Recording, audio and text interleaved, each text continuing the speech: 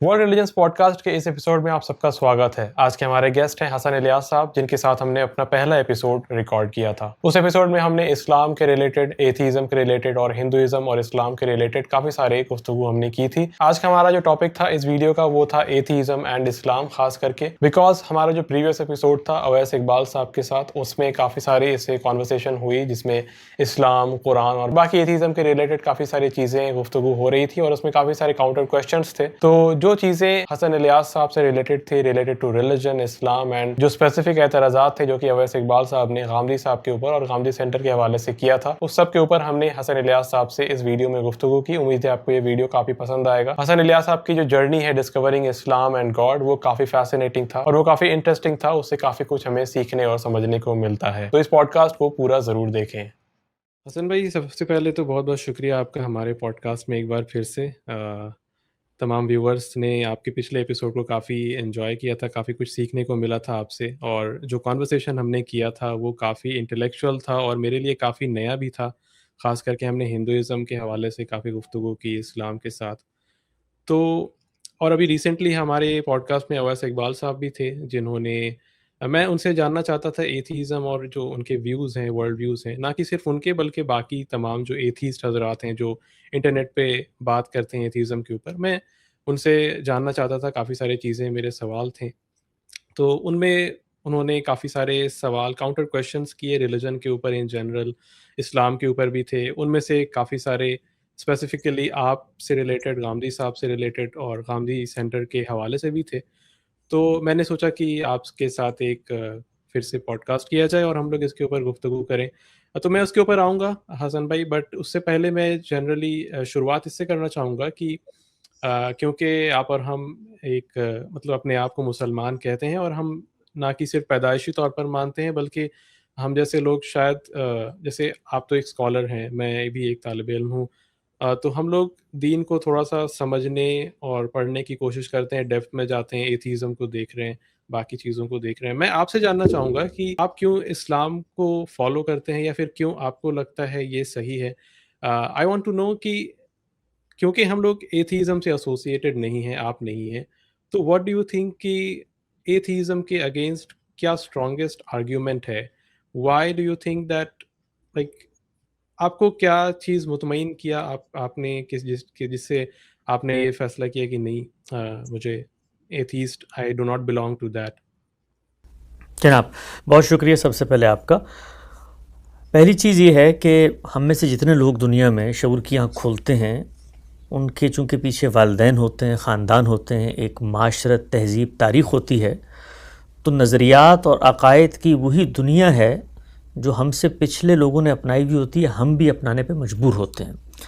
हमारे यहाँ culture, social ethics, हमारे यहाँ ज़ुबान और फिर उससे मुल्हक तारीख़, मज़हबी तसव्वुरात, ये सब हमें इनहेरिटेंस में मिलते हैं। हम में से कोई शख्स, कोई भी इंसान जज़ीरे में आँख नहीं खोलता, और जब वो आँख खोलता है तो शऊर की पुख्ता उम्र और क्रिटिकल एनालाइजेशन के अमल से नहीं गुज़रता। बच्चा होता है, वालिदैन के हाथ में पलता है, वो उसका सहारा बनते हैं, उसको वो ज़ुबान सिखाते हैं और अपनी माशरत, मज़हबी ख़यालात मुंतकिल कर देते हैं। तो मैं जहाँ पर पैदा हुआ वो मुसलमानों का ख़ानदान था।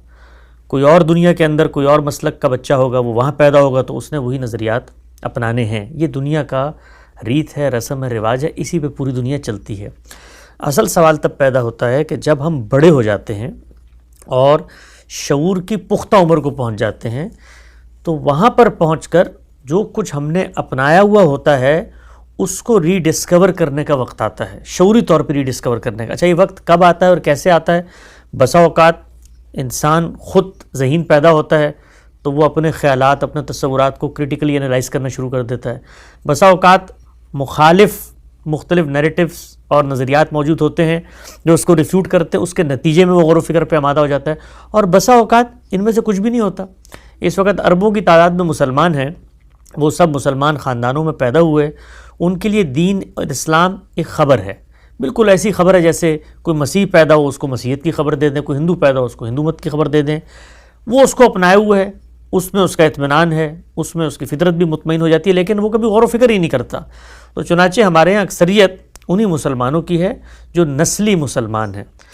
मुझे अल्लाह ताला ने یہ موقع دیا کہ جب میں شعور کی پختہ عمر کو پہنچا تو میں نے خود دین کے اندر غور و فکر کو اپنی صلاحیت کا درست استعمال سمجھا، تو میں نے مذہب کا علمی مطالعہ شروع کیا۔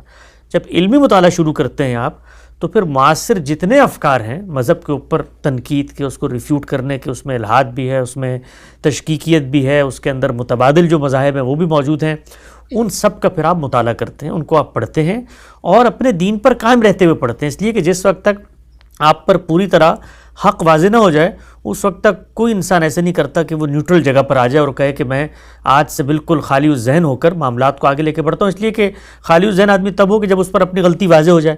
تو ایک روایتی میں ہم جی رہے ہوتے ہیں، تو میں بھی اسی روایت میں پیدا ہوا عام مسلمانوں کی طرح، اور پھر میں نے جو نظریات گرد و پیش میں پیش کیے جاتے ہیں ان کا علمی مطالعہ کیا۔ جب علمی مطالعہ کیا تو مجھ پر یہ بات علم اور عقل کی، استدلال کی، منطق کی، ریشنلٹی کی، جو بھی آپ نام لے لیں، بصیرت، خرد افروزی، وزڈم، حکمت، ان سب کی روشنی میں جس مذہب پر میں پیدا ہوا ہوں، جو خبر مجھ تک پہنچائی گئی ہے، وہ مجھے بالکل درست معلوم ہوتی ہے۔ اس کا استدلال کیا ہے بہت سادگی سے میں آپ کے سامنے رکھ دیتا ہوں۔ میں جس مذہب میں پیدا ہوا ہوں وہ مذہب یہ کہتا ہے کہ تم ایک مخلوق ہو۔ مخلوق ہو یہ جب میرے سامنے وہ دعویٰ رکھتا ہے تو اس کے لیے مجھے کسی مذہبی لٹریچر پر ایمان، کسی پیغمبر کا ہاتھ پکڑنا، کسی روایت سے منسلک ہونا، اس کی کوئی ضرورت نہیں ہوتی۔ یہ ایک وجودی حقیقت ہے۔ وجودی حقیقت کا مطلب یہ ہوتا ہے سیلف ایویڈنٹ ٹروتھ یا سیلف ایگزسٹینشیل ریئلٹیز، جن کو ڈسکور کرنے کے لیے مجھے اور کچھ نہیں چاہیے۔ میں کیسے ان کو ڈسکور کرتا ہوں؟ ان حواس کے ذریعے، ان ٹولز کے ذریعے جو دنیا میں میرے انسان ہونے کا سب سے بڑا شرف ہے۔ میرے پاس کیا ہے؟ میرے ظاہری حواس ہیں، اور میرے پاس کیا ہے؟ میرے باطنی حواس ہیں۔ میں ایک جسم رکھتا ہوں اور میں ایک نفس، ایک شخصیت رکھتا ہوں، تو میں ان دونوں حواس کے ذریعے رابطہ قائم کرتا ہوں اپنے خارج سے، اپنی کائنات سے، اپنے گرد و پیش سے۔ اسی سے میرے تصورات بنتے ہیں۔ تو جب میں خارج میں نظر دوڑاتا ہوں تو میرے علم کی بنیاد کیا چیزیں بنتی ہیں؟ وہ دو ہی چیزیں، یا نفس ہے یا مادہ ہے۔ پھر ان کے اندر کیا ہوتا ہے؟ مادہ شے کی صورت میں سامنے آئے گا، یا اس میں قوت کا ظہور ہوگا، یعنی وہ حرکت کرے گا، اس میں فعلیت پائی جائے گی۔ تو اشیاء ہیں یا اشیاء میں قوت کا ظہور ہے، اسی میں پوری کائنات گندھی ہوئی ہے۔ تو میں اپنے حواس کے ذریعے جب ان سے رابطہ قائم کرتا ہوں تو میرے سامنے کچھ ایسے مسلمات آ جاتے ہیں کہ جن کو میں ڈینائی نہیں کر سکتا۔ وہ میرے علم، استدلال یا عقلی مقدمات کی روشنی میں یا تخیل کی روشنی میں پیدا نہیں ہوتے، وہ ایسی وجودی حقیقتیں ہوتی ہیں کہ جن سے انکار ناممکن ہو جاتا ہے۔ تو میں گرد و پیش کے مطالعے سے یہ دیکھتا ہوں کہ جب مجھے کوئی شے نظر آتی ہے تو میں اس شے کا مطالعہ کر کے جاننے کی کوشش کرتا ہوں کہ یہ اپنی حقیقت میں کیا ہے، یہ کہاں سے آ گئی ہے۔ اس میں قوت کا ظہور ہوتا ہے تو میں یہ ماننے پہ مجبور ہوں کہ شے میں قوت کا ظہور ہے تو جہاں پر فعل ہوگا وہاں پر فاعل ہونا چاہیے، جہاں پر اثر ہوگا وہاں مؤثر ہونا چاہیے، اور جو خصوصیات اور جو وصاف کسی فعل میں پائے جاتے ہیں وہی اس کے فاعل میں پائے جانے چاہیے۔ تو اس گرد و پیش کی دنیا میں مجھے ایک اتنی جامع چیز نظر آتی ہے جس کے اندر صلاحیت، جس کے اندر خرد افروزی، جس کے اندر بصیرت، جس کی تعمیر میں ایک نظم، جس کے اندر اتھا معنویت، جس کے اندر اخلاقی شعور، جس کے اندر عقلی شعور، جس کے اندر حصے جمالیات، ایک ایسی پیچیدہ تخلیق نظر آتی ہے کہ جس کے بارے میں دیکھتے ہی یہ فیصلہ سناتا ہوں کہ یہ بنائی گئی ہے۔ یہ ہوا چلنے کے نتیجے میں جیسے پتے ہلتے ہیں، یہ معاملہ نہیں ہوا، یہ اپنی وجود پذیری میں، اپنی حقیقت میں بتا رہی ہے کہ یہ بنائی گئی ہے، اور بنائی گئی ہے تو جو صفات اس کے اندر رکھی گئی ہیں بنانے والے کے اندر ان صفات کا ہونا چاہیے۔ یعنی یوں نہیں ہو سکتا کہ ایک ہوا چلی اور اس کے نتیجے میں انسان تخلیق ہو گیا، کیونکہ ہوا کے اندر وہ خصائص ہوں گے تو اس کے مؤثرات میں وہ خصائص آئیں گے۔ تو جب ہم ان چیزوں پہ غور کرتے ہیں تو ایک جواب مذہب کا ہے، وہ یہ کہتا ہے کہ تم مخلوق ہو تو تمہیں بنایا گیا ہے، یہ تو واضح ترین حقیقت ہے، تم اس کو جھٹلا ہی نہیں سکتے۔ بنانے والا کون ہے؟ اس کے دو جوابات ہیں، ایک الحاد کا جواب ہے کہ بنانے والی یہ کائنات ہے، اور دوسرا مذہب کا جواب ہے کہ بنانے والی ایک حی و قیوم ہستی ہے۔ جب وہ یہ کہتا ہے کہ حی و قیوم ہستی ہے تو یہ بات مجھے خبر کے ذریعے پہنچتی ہے، یہ خبر اس نے انبیاء کو منتخب کر کے انسانوں تک پہنچائی ہے۔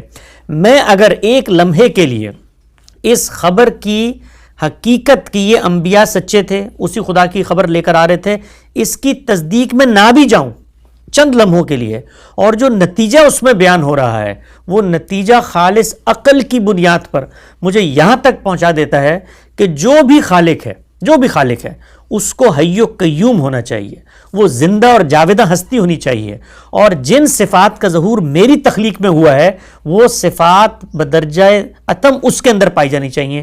تو مذہب نے جب مجھے یہ بتایا کہ تمہارا خالق ایک حی و قیوم ہستی ہے، اس لیے کہ تم بنائے گئے ہو، میں کیسے بنا ہوں یہ بحث بھی 2 منٹ کے لیے آپ ایک طرف رکھ دیں، ارتقاء کے نتیجے میں بنا ہوں، حادثے کے نتیجے میں بنا ہوں، جیسے بھی بنا ہوں، میں بنا ہوں، بننے سے کوئی ڈینائل دنیا کی کوئی طاقت اختیار نہیں کر سکتی۔ یہی وجہ ہے کہ الحاد کو پھر یہ جواب دینا پڑتا ہے کہ یہ کائنات تمہاری خالق ہے، یہ کائنات تمہیں وجود پذیر کیا ہے، وہ خالق کا لفظ استعمال نہ کریں، کوئی بھی لفظ استعمال کر رہے ہیں، کائنات محرک اول ہے، کائنات نے ہمیں وجود بخشا ہے، تو اس سب کے باوجود وہ کہنا کیا چاہ رہے ہوتے ہیں کہ میری تخلیق کے پیچھے پس پردہ نہاں کائنات ہے۔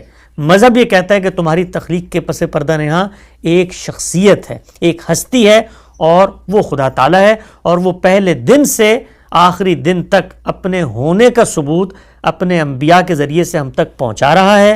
انبیاء کی خبر میرے سامنے آتی ہے، میں پھر اس خبر کا مطالعہ کرتا ہوں، اور خبر کو پڑھنے کے بعد جو عقل اور بصیرت مجھے دی گئی ہے بطور انسان کے، میں یہ فرق کرنے کا، امتیاز کرنے کا ملکہ اور صلاحیت اپنے ساتھ لے کر آیا ہوں کہ میں انسان کے کلام میں اور ماوراء سے آئے ہوئے کلام میں، غیر انسانی کلام میں فرق کر سکتا ہوں۔ یعنی 3 معیارات ہیں میرے سامنے۔ پہلا معیار کیا ہے کہ میں انسان دنیا میں کوئی فکر، فلسفہ، ادب پارا، کوئی کتاب، کوئی تصنیف مرتب کر ہی نہیں سکتا جب تک میں سیکھنے کا عمل نہیں کرتا، سمجھنے کا عمل نہیں کرتا، اور ٹرائل اور ایرر، نشو و ارتقاء، اخذ و اکتساب اس سے نہیں گزرتا۔ اس وقت تک، آج تک دنیا کی تاریخ میں کوئی ایک استثناء نہیں ہے کہ جو کوئی شخص آ کر یہ کہے کہ میں پیدا ہوا ہوں اور پیدا ہونے کے بعد میں نے مثنوی مولانا روم تخلیق کر دی، میں نے دیوان غالب لکھ دیا، میں نے کانٹ ہیگل کی طرح کتابیں لکھ دی۔ میں سیکھتا ہوں، اور اس شعبے میں جا کے سیکھتا ہوں، اس کے ماہر اساتذہ سے سیکھتا ہوں، ان کی زبان، ان کے رنگ میں گفتگو کرنا شروع کرتا ہوں، غلطیاں کرتا ہوں، ٹھوکریں کھاتا ہوں، اور پھر جا کر 30 40 50 سال کی محنت سے کوئی تصنیف شاہکار کر لے کے آ جاتا ہوں۔ تو قرآن کو جس شخص نے پیش کیا ہے وہ یہ کہتا ہے وَلَقَدْ لَبِثْتُمْ فِيكُمْ عُمْرًا مِّن قَبْلُ، میں نے تمہارے اندر 40 سال گزارے ہیں، کیا تم نے مجھے کبھی اس کام کے لیے کوئی ٹرائل اور ایرر سے گزر کے، کوئی مشق و مزابلت سے گزر کے، کوئی محنت جد و جہد صحیح کر کے کسی راہ پر گامزن پایا ہے؟ اگر نہیں پایا تو یہ کلام میری تخلیق نہیں ہو سکتی، چونکہ تم جانتے ہو، تم سبب معلقات کے خالق ہو، تم ہماسا کہتے ہو، تم شعر سیکھتے ہو، لفظ اور معنی کو ایک پیران چڑھاتے ہو، اس کے لیے تم مشق و مزابلت کرتے ہو، اس کے لیے تصحیح و تنقیح کا عمل ہوتا ہے، میرے یہاں یہ عمل ہوا ہی نہیں۔ اس کتاب کو پیش کرنے والی شخصیت نے یہ معیار خود اس قرآن کے اندر رکھ کے بتا دیا ہے کہ بھائی یہ میری تصنیف نہیں ہے، یہ ماوراء سے آئی ہوئی تصنیف ہے۔ دوسرا معیار قرآن نے بتایا، دوسرا معیار یہ ہے کہ جو تصنیف پیش کی جا رہی ہے، چونکہ پیش کرنے والا کسی مشق و مزابلت سے نہیں گزرا، لہٰذا اس تصنیف کے اندر کوئی تضاد تم تلاش کر ہی نہیں سکتے۔ دنیا کی ہر کتاب، ہر علم مراحل سے گزرتا ہے، اور پھر جا کر انسانیت کا مشترکہ حافظہ بن کر کچھ مسلمات سامنے لے کر آ جاتا ہے۔ جو کچھ محمد رسول اللہ نے اس کتاب میں پیش کیا، وہ سب کا سب آپ نے بغیر کسی اخذ و اکتساب کے پیش کیا، اور جب پیش کر دیا، اور ایک دن میں پیش نہیں کیا، 23 سال کے عرصے میں پیش کیا۔ کوئی شخص آج کتاب لکھنا شروع کرے، کوئی کلام کہنا شروع کرے، اس کی عمر، تجربہ، علم بڑھتا ہے تو یونرا بدلتا ہے، ڈکشن بدلتا ہے، انداز بدلتا ہے، اسلوب اور ندرت بدلتی ہے، کلام کی اسالیب تبدیل ہوتے ہیں۔ لیکن یہ واحد کتاب ہے دنیا کی تاریخ کی کہ جو شروع سے لے کر آخر تک ایک شخص پیش کر رہا ہے اور ایک انداز میں ہے، اور وہ کوئی ریاضی کا فارمولہ نہیں ہے، وہ ایک شہپارہ ادب ہے، اس کے اندر ایک ندرت ہے، اس نے بیان ہے، نظم ہے، ربط و ترتیب ہے، ایک ہم آہنگی ہے، ایک گنا ہوا کلام ہے جو ایک آیت دوسرے سے جڑا ہوا ہے، اس کے اندر ایک موسیقیت ہے، اس کے اندر ایک غنائیت ہے۔ وہ کلام فلسفہ، فکر، تاریخ اور انسان، اس کی تخلیق، کائنات، روح، شریعت، قانون، نظام، ہر چیز پر گفتگو کر رہا ہے، اور ایک لفظ اس کے اندر تبدیل نہیں ہوتا۔ تو دنیا کے ہر انسان کے کلام میں تبدیلی آتی ہے، اس کلام میں جو محمد رسول اللہ نے پیش کیا کوئی تضاد نہیں، کوئی تبدیلی نہیں. ایک ہم رنگ کلام، ہم موضوع کلام 23 سال میں ایک شخص پیش کرتا ہے اور پھر یہ کہتا ہے کہ لا کر مجھے دکھاؤ کوئی نظیر کہ انسانوں میں سے اگر کوئی شخص یہ کرنے کے قابل ہو کہ اس طرح وہ کھڑا ہو ایک دن اور بتائے کہ عہد الست میں یہ ہوا تھا اور کائنات کی ابتدا میں یہ ہوا تھا اور انجام یہ قطعیت، یہ اذعان، یہ یقین. یہ دنیا میں انسان علم جو پیدا کر لے اس کے باوجود اس جگہ پر جا کر بیان نہیں کر سکتا. لیکن قرآن مجید کا آپ حسن اعجاز اور اس کا کرشمہ اور اس کا معجزہ دیکھیں کہ اس کے اندر یہ حقائق جس درجے میں بیان ہوئے. قرآن مجید نے پھر اپنے مخاطبین کو چیلنج کیا، فَإِن كُنتُم فِي رَيْبٍ مِّمَّا نَزَّلْنَا فَأْتُوا بِسُورَةٍ مِّن مِّثْلِهِ وَادْعُوا شُهَدَاءَكُمْ إِن كُنتُم صَادِقِينَ. اگر تمہیں اس کے جھوٹا ہونے میں یہ یقین ہے اور اپنے سچے ہونے میں یقین ہے تو جاؤ جا کر اس کی ایک صورت بنا کر لے آؤ اور لے آؤ ایک صورت، ایک آیت بنا کر لے آؤ اور 10 آیتیں بنا کر لے آؤ. لاؤ تو صحیح، اس شان کا کلام لے کر آؤ. تو اس شان کا کلام انسان سے صادر ہو ہی نہیں سکتا. محمد رسول اللہ صلی اللہ علیہ وسلم کو دنیا سے گزرے ہوئے 1400 سال ہو گئے. قرآن کا یہ چیلنج پوری آب و تاب اور پوری شان کے ساتھ کھڑا ہوا ہے اور دنیا کی 1400 سالہ تاریخ میں اربوں انسان پیدا ہوئے، اربوں انسان. کوئی ایک انسان یہ کوشش نہیں کر سکا کہ قرآن کی شان کا کلام لے کر آئے. جن لوگوں نے اس چیلنج کو بیوقوفانہ اور احمقانہ طرز سے قبول کیا انہوں نے قرآن ہی کی نقل تیار کر کے چند صورتیں پیش کر، او بھائی شان کا کلام جس کے اندر کائنات کے معمات حل ہوں، بتایا جائے کہ اس کی ابتدا کیسے ہوئی، کیوں ہوئی، غرض و غایت کیا ہے، انجام کیا ہوگا، تاریخ کیا کہتی ہے، انبیاء کو کیوں پیدا کیا، فطرت کے کیا تقاضے ہیں اور انسانی عقل جس میں فیصلہ نہیں کر سکتی وہاں شریعت کے محکم احکامات کیسے آتے ہیں. یہ شان کلام ہے، یہ اس کی اٹھان ہے، یہ اس کی بنت ہے. تو کوئی شخص اس طرح کی کوئی چیز لے کر نہیں آ سکا. اور تیسری چیز خود اس کلام کے بارے میں کہ باطل اس میں شامل نہیں ہو سکتا، کوئی اس کو ریفیوٹ نہیں کر سکتا. اس کے کسی دعوے پر کوئی دنیا کے اندر پیدا نہیں ہو سکتا انسان کہ اس کو جھوٹا قرار دے. اس کا ایک ایک دعویٰ سچائی، صداقت کے اس معیار پہ کھڑا ہوا ہے کہ جس کو قطعاً چیلنج نہیں کیا جا سکتا. تو انسانی کلام میں ہمیشہ یہ فلاز ہوتے ہیں، وہ ٹرائل اور ایرر سے گزرتا ہے، اس میں تضادات ہوتے ہیں اور اس میں باطل کی آمیزش شامل ہو سکتی ہے، وہ ٹھیک بھی ہوتی ہے، غلط بھی ہوتی ہے. اور کوئی کتاب انسانی تاریخ میں اپنی ریلیونس، اپنے عہد، اپنے سماج سے آگے بڑھ کے قائم نہیں کر سکتی. آپ افلاطون سے لے کے آج کے مولدین تک کی ہر ایک کی تصنیف دیکھ لیں، وہ ارتقاء کے مراحل سے گزر رہی ہے. آرگومنٹ میں، پریزنٹیشن میں اور استدلال میں اضافے ہو رہے ہیں. یہ واحد کتاب ہے، 1400 سال پرانا آرگومنٹ ہے، آج بھی لے کر کھڑی ہوئی ہے، میدان میں کھڑی ہوئی ہے. تو ان استدلالات اور ان دلائل کو جب آپ دیکھتے ہیں اور اس کے مقابل میں جو استدلال پیش کیا جا رہا ہوتا ہے وہ استدلال اگر تو یہ ہوتا کہ نہیں ایک اور کتاب ہے ہمارے پاس اور وہ صحیح پیغمبر کی کتاب ہے یا ایک اور خدا ہے، ہم اس کی روایت پیش کرتے ہیں، تو کچھ قابل اعتنا ہوتا کہ آدمی سنتا سمجھتا کہ کوئی چیز پیش کی جا رہی ہے. مقابل میں چیز کیا پیش کی جا رہی ہے؟ ایک اندھی، ایک بہری، ایک گونگی، وہ مادے کا ڈھیر جس کی ابتدا کے بارے میں آپ کچھ نہیں جانتے، جس کی حقیقت کے بارے میں آپ کچھ نہیں جانتے، جس کے اندر جو تنوعات پیدا ہوتے ہیں اس کے بارے میں کچھ نہیں جانتے، جس کے اندر جو ارتقائی عمل ہوتا ہے اور اس میں صنف کا اختلاف ہو جاتا ہے اس کے بارے میں آپ کچھ نہیں جانتے. قیاسات، تخیل، افسانے اور اپنی بنائی ہوئی من گھڑت باتیں کائنات کے منہ میں ڈال کر ہمیں جواب دینے کی کوشش کی جاتی ہے کہ یہ اس بے روح کائنات نے یہ حسن و شاہکار بنا دی ہیں اور بنانے کے بعد یہاں پر آسودگی بھی رکھی، تنگی بھی رکھی، بھوک بھی رکھی، فقر بھی رکھا، غنا بھی رکھا، ظلم بھی رکھا. آ کر ہم سے پوچھتے ہیں تمہارے خدا نے کیوں بنایا؟ ایک ایک سوال کا جس سے انسانیت دوچار ہوتی ہے میری کتاب نے جواب دیا ہے. اور کسی ایک سوال کا جواب اس گونگی بہری کائنات کے سامنے نہیں آتا. تو یہ اتنی بدیہی، اتنی روز روشن کی طرح آیا، اتنی محکم اور اتنی اسٹرانگ ریشنلائزیشن ہے جو دین پیش کرتا ہے کہ اس کے مقابلے میں وہ شخص احمق ہوگا. یہ میں یہ نہیں کہتا کہ اس شخص کو وہ غلطی، وہ احمق ہوگا. احمق سے مراد کیا ہے؟ جو اپنی عقل کو کسی پوٹلی میں لپیٹ کر دریا برد کر دے، جو اس آرگومنٹ کی طرف نگاہ اٹھا کر بھی دیکھے گا. آرگومنٹ اس دنیا میں اگر ہے تو صرف اور صرف اسلام کا آرگومنٹ ہے اور قرآن مجید کا آرگومنٹ ہے. اس کے مقابلے میں جو کچھ پیش کیا جاتا ہے اس کو آرگومنٹ کہنا خود آرگومنٹ کی توہین ہے. تو یہ وجہ ہے کہ جس کی بنیاد پر ہم پورے اطمینان کے ساتھ، پورے اعتماد کے ساتھ اور پورے محکم یقین کے ساتھ اس خدا کو مانتے ہیں. وہ خدا میں نظر نہیں آتا، ہم نے اس کو نہیں دیکھا. جو لوگ ہم سے مطالبہ کرتے ہیں کہ اگر تم اس خدا کو مانتے ہو تو لا کر ہمیں دکھاؤ, ہم ان کو کہتے ہیں کہ اس خدا نے یہ فیصلہ کیا کہ وہ اپنا وجود ظاہر نہیں کرے گا. تم یہ چاہتے ہو تو جاؤ خدا بنو اور خدائی سطح پر جا کر اس کے ساتھ معاملات کرو. ہم انسان ہیں, ہم اس کے بندے ہیں, ہمیں اس نے بنا دیا ہے, ایک امتحان میں ڈالا ہے اور بتا دیا کہ وما اوتیتم من العلم الا قلیلا, تمہیں محدود علم دیا گیا ہے. تو اس کائنات کے خالق کو تم دیکھ کے ماننے کی بات کرتے ہو, ہم اس خالق کی نشانیاں دیکھتے ہیں, اس کے وجود کو اپنے وجود میں دیکھتے ہیں کہ اگر ہم بنائے گئے ہیں تو ہمارے بنانے والی ہستی کا معیار کیا ہوگا.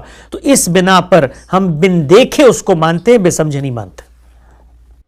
شکریہ حسن بھائی, آپ نے اس کو کافی اچھے سے سمرائز کر کے کافی ایک زبردست انداز میں سمجھایا. کافی کچھ سمجھ میں آیا آپ کی باتوں سے, آپ کی ڈسکوری سے کہ کیوں آپ اسلام پر یقین رکھتے ہیں. حسن بھائی, ایک کامن سا سوال ہے, اس سے ریلیٹڈ ہے, کیونکہ ہم ایک نمبر جانتے ہیں کہ دنیا میں اتنے مسلمان موجود ہیں, فار آئی تھنک 1.9 بلین کے تعداد میں کچھ ہیں. تو اتنے جو تعداد میں مسلمان ہیں وہ تو ان ساری چیزوں سے ان ڈیپتھ میں جا کر کے چیزوں کو نہیں دیکھتے, نہ وہ سمجھتے ہیں. وہ صرف اسی لیے مسلمان ہیں جیسے کہ کیونکہ وہ پیدا ہو گئے, جیسے کہ باقی لوگ ہندو ہیں, کوئی کرسچن ہے, کوئی ایتھیسٹ ہے. تو وہ اسی لیے ہیں کیونکہ وہ اس روایت سے تعلق رکھتے ہیں, ان کے ماں باپ مسلمان تھے. تو کیا آپ کو لگتا ہے کہ ان لوگوں کو بھی یہ چیزیں یعنی کہ اسلام کو اس طرح سے سمجھنا چاہیے, یا پھر صرف اس لیے فالو کرنا چاہیے کیونکہ وہ آلریڈی ایک سچے مذہب میں پیدا ہو گئے ہیں؟ دنیا میں ہر نظریہ, ہر فلسفہ جو ہم جانتے ہیں, سمجھتے ہیں, اس کو سمجھنے والوں کی مختلف سطحیں ہوتی ہیں. اس دنیا کے اندر اللہ تعالیٰ نے ان لوگوں کو پیدا کیا ہے جو لوگ دنیا میں کام کرنے کے لیے پیدا ہوئے ہیں. کچھ اس سے آگے کے لوگ ہیں جن کے یہاں تنقیح کی, انالائزیشن کی صلاحیت ہوتی ہے. آپ کو عام دنیا میں بھی یہی کچھ نظر آتا ہے. کچھ لوگ مزدوری کرتے ہیں, کچھ اس سے آگے بڑھ کے اسکل سیکھ لیتے ہیں, کچھ اس سے آگے بڑھ کے ہنر سیکھتے ہیں, کچھ اس سے آگے بڑھ کے تعلیم حاصل کرتے ہیں, اس تعلیم میں کچھ تحقیق کے مراحل طے کر کے استاد بن جاتے ہیں, کچھ اس سے آگے بڑھ کے محقق بن جاتے ہیں, کچھ مجتہد بن جاتے ہیں. تو یہ انسانوں کو صلاحیتیں دے کے اللہ نے پیدا کیا ہے. قرآن مجید نے بتایا ہے کہ یہ جو پیغام تم تک پہنچا ہے, یہ پیغام سب سے پہلے تو تمہاری فطرت کے اندر پیوست ہے, تمہاری بلٹ ان انہیرنٹ ریم میں رکھا گیا, جو تمہیں شعور دیا ہے اس کے اندر کسوٹی موجود ہے اس پیغام کو جاننے کی. اب تمہیں وہ وسائل, اسباب, صلاحیتیں اور علم کتنا ملا ہے جس سے کس درجے میں جا کر تم اس پیغام کو پہچان سکتے ہو. تو فرمایا کہ لِیَبْلُوَکُمْ فِیمَا آتَاکُمْ, تمہیں دنیا میں بھیجا ہے تاکہ وہ تمہیں آزمائے اس چیز میں جو کچھ تمہیں دی گئی ہے, جو تمہارا علم اور تمہاری صلاحیت ہے. تو دنیا میں 1.5 ارب مسلمان ہو یا 150 ارب مسلمان ہو, ہر انسان جو نظریہ اپناتا ہے اس کی جو صلاحیت ہے, جو اس کو وسائل ملے ہیں, اس کے لحاظ سے اس کو سمجھنا چاہیے. ایک آدمی مقلدانہ ذہن لے کر پیدا ہوا ہے, اس نے اسلام کی عمومی چیزوں کو سمجھا اور یہ جانتا ہے کہ میں اگر بنایا گیا ہوں تو میرا ایک خالق ہے, اس خالق کے تقاضے کیا ہیں وہ اس کو کسی مولوی صاحب نے بتا دیے. وہ تقاضے غلط بھی ہو سکتے ہیں, وہ تقاضے ٹھیک بھی ہو سکتے ہیں. اب یہ اس کا کام ہے کہ جہاں پر وہ غلط تقاضوں کو اپناتا ہے تو کیا وہ ضمیر کی آواز کو دبا دیتا ہے, کیا اس کو وہ صلاحیت دی گئی تھی کہ وہ ان کو ریفیوٹ کر سکے. تو یہ سارے معاملات ہیں جو اللہ تعالیٰ کی کیس ٹو کیس, بندے ٹو بندے کے معاملے میں زیر بحث آئیں گے. تو اگر کسی انسان کو دین دیا گیا ہے تو دین تو ایک شعور کا نام ہے. دین, ورنہ دین کی ضرورت کیا ہے؟ دین تو نام ہی شعوری طور پہ کسی چیز کو تسلیم کرنا ہے. ایک ورلڈ ویو ہے جو دین دیتا ہے. اگر لوگ اس کو تسلیم نہیں کرتے تو ہمیں یہ کوشش کرنی ہے, جو مذہب کے ماننے والے ہیں, جو خدا کے پیغام کو پہنچانے والے ہیں, کہ شعوری طور پر دین کو ہم پہنچائیں. خود ہماری روایت میں ڈائلما پیدا ہوا کہ ہم نے تقلید کو اپنا لیا. جب آپ تقلید کو اپنا لیتے ہیں تو نظریات کو خبر کے طور پہ پرسیو کرتے ہیں, اس کے اندر غور و فکر نہیں کرتے. اس طرح اطاعت کا ایک پیراڈائم ہمارے یہاں پیدا ہو گیا, جو سنا آگے پہنچا دیا, اس کے اندر غور و فکر, شعور کے اعماق کا حصہ, یہ پروسیس نہیں ہوتا. تو ہونا چاہیے, اس سے کس کو انکار ہے؟ اگر 1.5 ارب مسلمانوں نے بے خبری میں خدا کو مانا ہوا ہے تو ان کو خبر کے ساتھ ماننا چاہیے, ان کو استدلال کے ساتھ ماننا چاہیے. مجھ سے آپ نے پوچھا کہ میں کیسے مانتا ہوں, میں نے اپنا سفر آپ کی خدمت میں رکھ دیا. جی شکریہ حسن بھائی. حسن بھائی, آپ نے فطرت کی بات کی. مورالٹی کا اکثر ڈسکس ہوتا ہے جب بھی ہم لوگ ایتھیسٹ حضرات سے بات کرتے ہیں کہ مورالٹی کیا ہے, وہ کہاں پہ ہے, آبجیکٹیو مورالٹی وغیرہ وغیرہ.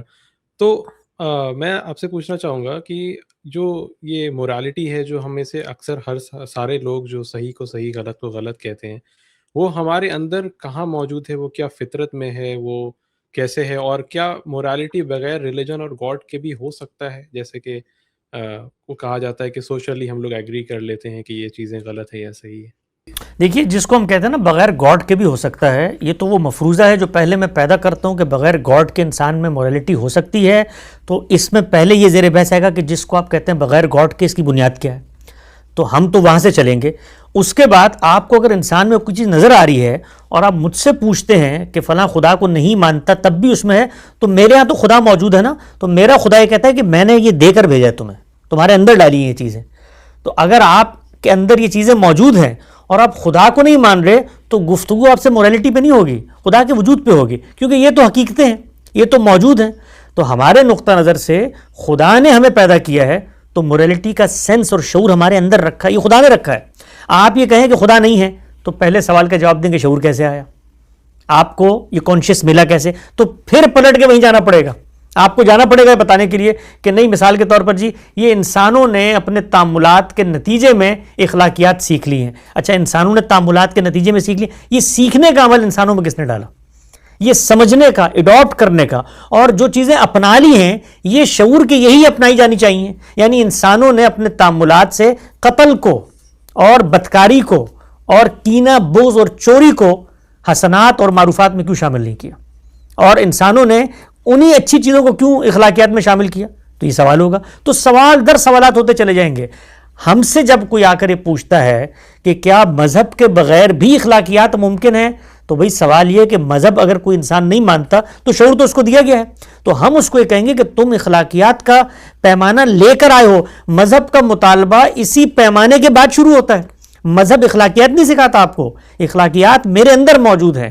مذہب ایک اخلاقی مقدمے پر، یہ اخلاقی مقدمہ ہے کہ اگر میں بنایا گیا ہوں اور میرا کوئی خالق موجود ہے تو اس خالق کے ساتھ میرا تعلق کیا ہوگا؟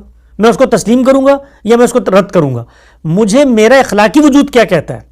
اگر میری ماں نے مجھے پیدا کیا ہے تو اخلاقیات کیا کہتی ہے کہ اس ماں کو دھکے دے کے گھر سے نکال دینا ہے یا اس کے ساتھ ایک تعلق پیدا کرنا ہے؟ تو مذہب کا یہ رشتہ ہے ہمارے ساتھ.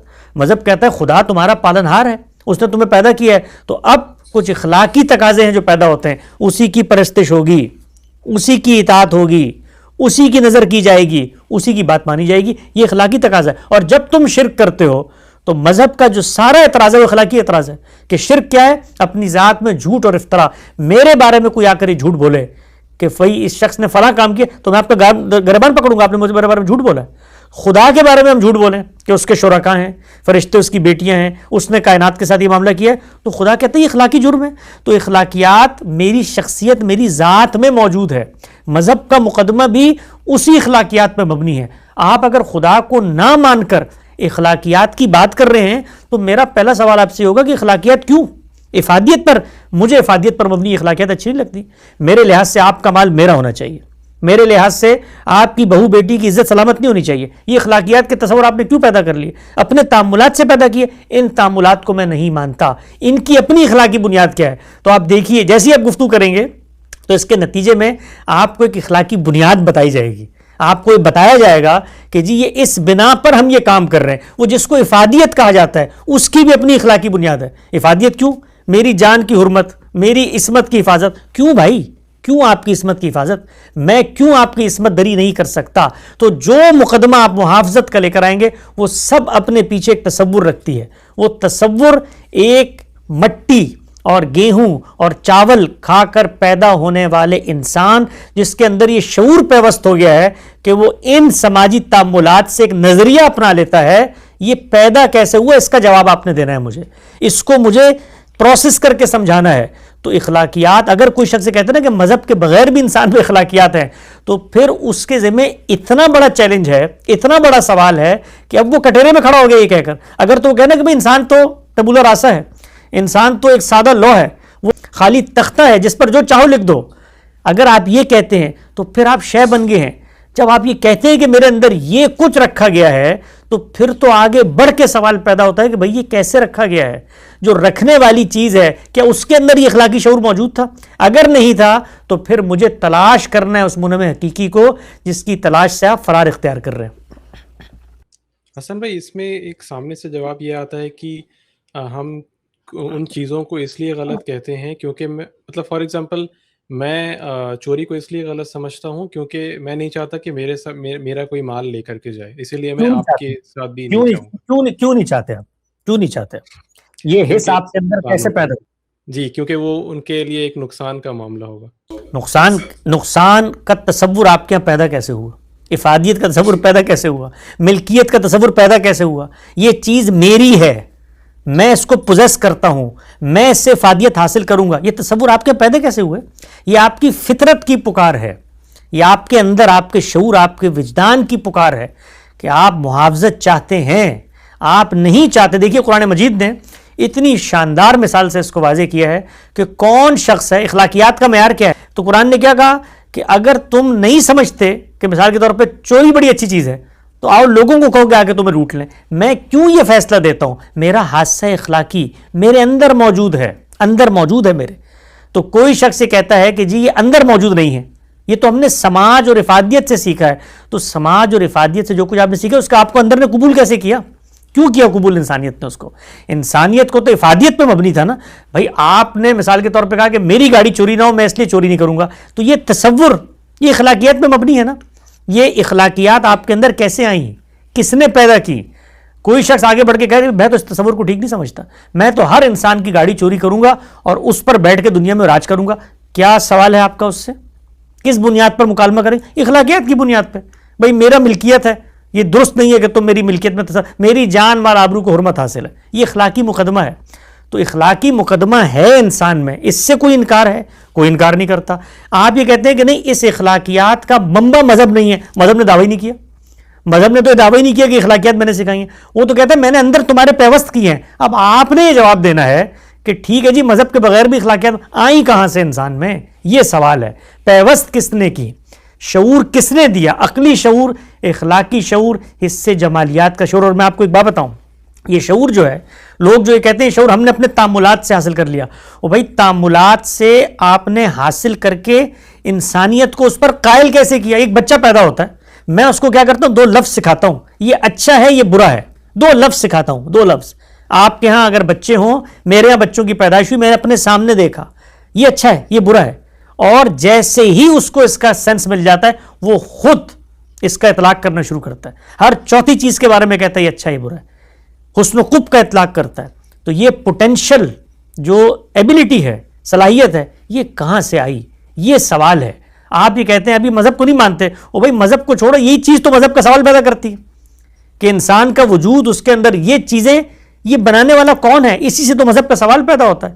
تو اس سوال کا جواب تلاش کرنا تھا، بجائے اس کے کہ یہ کہنے کے کہ جی ہمارے اندر تو اخلاقیات موجود ہیں، اسی اخلاقیات کا تقاضا ہے کہ خالق کو مانا جائے۔ جی آئی ایگری وتھ یو حسن بھائی۔ ایک اس سے سوال یہ آتا ہے، وہ ٹرکی کوشچن ہے، اس میں سوال یہ کیا جاتا ہے کہ کوئی غلط کام، فار ایگزامپل اگر جیسے ہم مسلمس اگر سور کا گوشت نہیں کھا رہے، پورک نہیں کھا رہے، تو وہ کیا ہم اس لیے نہیں کھا رہے ہیں کیونکہ وہ واقعی غلط ہے، یا پھر ہم اس لیے نہیں کرتے یا پھر اس لیے نہیں کھا رہے یا کہ وہ خدا نے منع کیا ہے؟ یہ ایک ٹرکی کوشچن ہے، مطلب کوئی چیز اس لیے نہیں کرنا چاہیے کیونکہ وہ غلط ہے، یا پھر وہ خدا نے منع کر دیا اس لیے وہ غلط ہو گئی؟ جس وقت الحاد کو نقطہ نظر پیش کرتا ہے تو ہم اس کے پاس جا کر اس کے ورلڈ ویو میں بیٹھ کر اس سے سوال کرتے ہیں۔ جس وقت مذہب کوئی رائے پیش کرتا ہے تو اس میں باہر سے بیٹھ کے تیر چلانے کی کسی کو اجازت نہیں ہے۔ وہ ہمارے پاس آئیں گے جن کے پاس خدا کی کتاب ہے، ان سے آ کر پوچھیں گے کہ یہ بتاؤ کہ یہ جو تمہاری کتاب بات کرتی ہے یہ کیوں کرتی ہے؟ ہم بتائیں گے۔ ہم خدا کی کتاب کو لے کر بیٹھے ہوئے ہیں، اس کا پیغام ہے، اور وہ پیغام اس نے ایک شخص کو دیا، اس شخص نے اس قوم کو دیا، اس قوم نے ہم تک پہنچایا ہے۔ ہمارے پاس ہے خدا کی بات، جس شخص کو جاننی ہے آ کر 2 زانو بیٹھے گا، پھر ہم اس کو خدا کی بات بتائیں گے۔ اس خدا کی بات کے بارے میں باہر سے قیاسات نہیں کی جا سکتے۔ یہ میں سنتا ہوں، یہ بہت سنتا ہوں کہ جی خدا نے کہا ہے کہ سور حرام ہے اور سور جو ہے اس کی یہ ہوتی ہے، اور وہ بھائی یہ آپ نہیں طے کر سکتے سور کیا ہوتا ہے، یہ خدا کی کتاب بتائے گی۔ اس کتاب کے سامنے طالب علم بن کے بیٹھنا پڑے گا، اور جب طالب علم بن کے بیٹھو گے تو کتاب اپنا پیغام پہنچائے گی، ورنہ دنیا میں آپ گفتگو نہیں کر سکتے، کسی شخص تک کوئی بات نہیں پہنچا سکتے۔ تو جیسے ہی مذہب کے کسی چیز پہ اعتراض ہوتا ہے، اس کا جواب دینا شروع کیا جاتا ہے تو یہ تو مذہب کی بات بنائی جا رہی ہے، یہ تو مثال کے طور پہ ان کا مالی فائدہ ہے اس لیے مذہب کو اپنا۔ او بھائی پھر آپ جائیے، آپ اپنے الحاد میں خوش رہیں۔ مذہب کو جاننا ہے تو صحیح فطرت کے ساتھ اور صحیح عقل کے ساتھ اور صحیح نیت کے ساتھ آ کر مذہب کے سامنے بیٹھو. یہ کوئی معمولی رائے ہے جو ہم آپ تک پہنچا رہے ہیں، یہ خدا کا کلام ہے. یہ خدا کا کلام ان کو دیا جائے گا، ان تک پہنچایا جائے گا جن کے اندر سیکھنے کی طلب اور سمجھنے کی جستجو ہے. وہ بائبل میں آتا ہے جو روٹی کتوں کو ڈالی جاتی ہے وہ انسانوں کو نہیں دی جاتی. تو انسان اگر بن کر آپ نے سمجھنا ہے اپنی پوزیشن کو تو پھر مذہب ایک ایک چیز کا جواب دے گا. میں نے اس میں دیکھا یہ ہے عام طور پہ مذہب کے ماننے والے ایسے متردد ہو جاتے ہیں، ایسے لاجواب اپنے آپ کو بے یار و مددگار، اور اس کا نتیجہ نکل اپنی عقل سے خدا کی باتیں بیان کر رہے ہوتے ہیں، اس سے حکمتیں نکال رہے ہوتے ہیں. نتیجہ کیا نکلتا ہے؟ نتیجہ نکلتا ہے کہ ہماری ہر بات بطور انسان ریفیوٹ ہو سکتی ہے، غلط ہو سکتی ہے. لیکن جب وہ بات ماورا کی خبر بنے گی تو اس کو کائنات کے اندر کوئی شخص ذرہ برابر بھی نہیں ہلا سکتا. تو آپ آئیے، آپ بیٹھیے، پھر ہم آپ کو بتائیں گے کہ خدا نے اگر سور کو حرام قرار دیا تو اس کی وجہ کیا ہے. ہمارا دین ایک مقصد طے کرتا ہے، وہ مقصد کیا ہے؟ تزکیہ، پیوریفیکیشن، پاکیزگی. اسی لیے ہمیں پیدا کیا گیا ہے. لیبلوکم فیما آتاکم، اور دوسری جگہ بتایا لیبلوکم ایکم احسن عملا. اس لیے پیدا کیا ہے تاکہ میں جانوں کہ تم میں سے پیوریفائی اپنے آپ کو کون کرتا ہے، پاکیزہ کون ہے، تزکیہ کس نے کیا ہوا ہے. قد افلح من زکا. یہی دنیا کا امتحان ہے. یہاں شیطان ہے، یہاں رحمان ہے. رحمان تزکیے کی طرف بلاتا ہے، پیوریفیکیشن. کس چیز کی پیوریفیکیشن؟ اپنے اعمال و افکار کی پیوریفیکیشن، اپنے کھانے پینے کی پیوریفیکیشن، اپنے جسم کی پیوریفیکیشن. تو تطہیر بدن، تطہیر اخلاق، تطہیر خرونوش، یہ دین کا مقصد ہے، اور اسی مقصد کے لیے اس نے عبادات مقرر کی ہیں. تو یہ کھانے پینے سے متعلق چیز ہے. تو آؤ پھر ہم آپ کو بتاتے ہیں کہ اگر تم خدا کو نہیں مانتے تو پہلے گفتگو کرو خدا کے وجود پر، اور مانتے ہو تو پھر اس کی بات کو سمجھو. سمجھنے میں اعتراض ہے تو گفتگو کرو، سمجھنے میں، خدا کی ہدایت کو جاننے میں. لیکن وہاں پر نئے مقدمات پیدا نہیں کیے جا سکتے. تو خدا تعالیٰ نے اس باب میں میری رہنمائی کی ہے جہاں میری عقل فیصلہ کرنے سے قاصر تھی. میں نے بڑا تفصیلی ایک مضمون اس پہ لکھا ہے سور کی حرمت پہ، اس کو لوگ وہاں جا کے پڑھ سکتے ہیں. دو ہی طرح کے دنیا میں جانور ہوتے ہیں بھائی، یا سبزی خور جانور ہوتے ہیں یا گوشت خور جانور ہوتے ہیں. سبزی خور جانوروں کے بارے میں اللہ تعالیٰ نے بتا دیا بہیمۃ الانعام ہے، کھا سکتے ہو. گوشت خور درندے ہوتے ہیں، درندگی کے اندر، درندگی کے قریب جانا، درندوں کو پالنا، درندوں کو کھانا، اس سے اباح کی ہمیں تلقین کی گئی ہے، اس لیے کہ ہم پاکیزگی اختیار کرتے ہیں. وہ جانور جن کے اندر یہ دونوں پہلو مل جاتے ہیں وہ شبے کے جانور بن جاتے ہیں. اس میں فیصلہ کرنا پڑتا ہے. خالق کائنات نے فیصلہ دے دیا کہ اس کے اندر یہ پہلو بھی موجود ہے اور یہ پہلو بھی موجود ہے.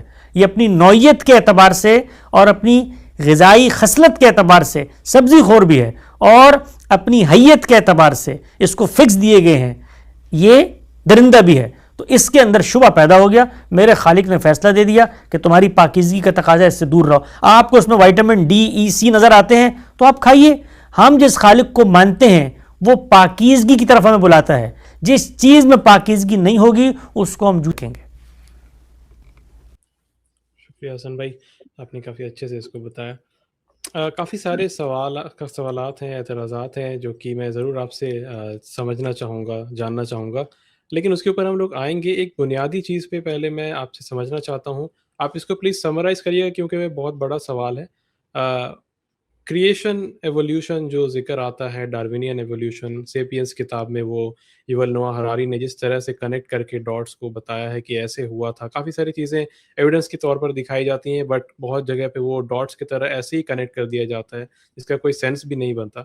میں آپ سے جاننا چاہوں گا کہ یہ جو کریشن ہے، میں غامدی صاحب کی ایک ویڈیو دیکھ رہا تھا جہاں پہ وہ قرآن سے بتا رہے تھے کہ اس کو بھی ہم لوگ اس نظریے میں دیکھ سکتے ہیں، یہ کوئی قرآن کے اگینسٹ نہیں ہو جاتا ایولیوشن کا جو پروسیس ہے. تو وہ جو آیت ہے جہاں پہ آدم کی کریشن کا جہاں پہ ڈسکشن ہوا ہے کہ وہ کس طرح سے مٹی سے، تو اس کو میں سمجھنا چاہوں گا کہ سمرائز کریں گے پلیز آپ کی یہ جو کریشن ہوئی تھی وہ کیا پروسیس تھا، ایولیوشن تھا، اس میں قرآن ہمیں کس حد تک بتاتا ہے، کیا ہمیں پتہ ہے اور کیا کس چیز کا ہمیں خبر نہیں دیا گیا. قرآن کا جو نقطہ نظر ہے میں ایک اختصار کے ساتھ خلاصے کی صورت میں آپ کی خدمت میں رکھ دیتا ہوں. اس کو سامنے رکھ کے ہراری ہوں یا ڈارون ہوں یا جو بھی اس وقت کے سائنسدان ہو یا آنے والے سائنسدان ہو، اس کی بنا پر آپ ان نظریات کو پرکھ سکتے ہیں۔ جب قرآن مجھے کوئی بات بتاتا ہے تو میں یہ جاننے سے پہلے کہ وہ بات کیا بتا رہا ہے، میں دیکھتا ہوں کون بات بتا رہا ہے۔ وہ ماورا کی ہستی بات بتا رہی ہے جس پر میں عقلی طور پر ایمان لا چکا ہوں ان معیارات کی روشنی میں کہ یہ انسان کا کلام نہیں ہے، اب میں اس کو سمجھنے کا عمل کرتا ہوں۔ جو کچھ اس نے بتایا ہے وہ 3 مختلف جہتوں سے بتایا ہے۔ کہیں پر انسان کی تخلیق زیر بحث آ رہی ہے، کہیں پر انسان کی تخلیق کے مختلف مراحل زیر بحث آ رہے ہیں، اور کہیں پر انسان کو جو شعور دیا گیا ہے، جو اس کے حیوانی شعور سے بدل کر انسانی شعور میں آیا ہے، وہ زیر بحث آ رہا ہے۔ تو ہمارے عام طور پہ کیا ہوتا ہے، ایک جگہ سے ایک چیز اٹھاتے ہیں اور اس کو لے کر جو کچھ کائنات میں حقائق اب تک سامنے آ چکے ہیں اس کی روشنی میں ویریفائی کرنے کی کوشش کرتے ہیں۔ قرآن نے یہ بتایا ہے کہ بدا خلق الانسان من طین ثم جعل نسلہ من سلالۃ من ماء مہین ثم سواہ ونفخت فیہ من روحی۔